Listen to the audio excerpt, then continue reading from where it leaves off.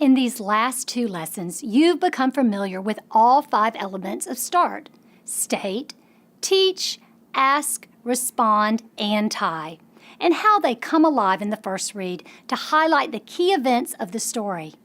You've also learned about the START planning template and guide, 2 useful tools to help you prepare for your reads. In the next lesson, you will take a look at the second START read, where the spotlight is on the character's thoughts and feelings. It's time for you to put all you've learned so far into action.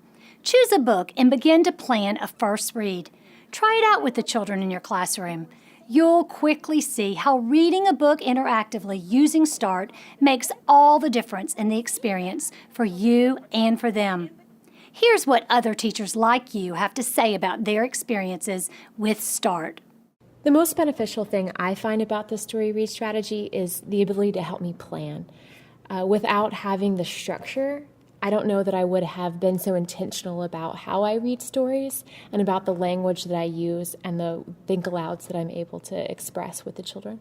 We read the stories a total of 3 times, but the main thing to keep the students engaged is to make sure that your purpose is coming through each time.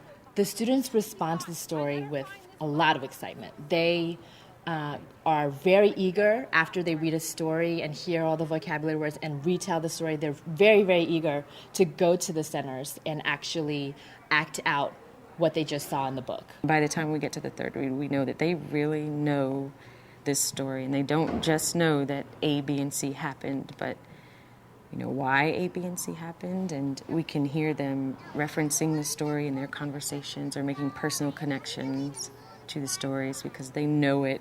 They love to discuss readings, and that is one of the biggest things that shines through with this model. After every story, they close the book and the children start asking, are we going to talk about this one? So they become consumers of literature.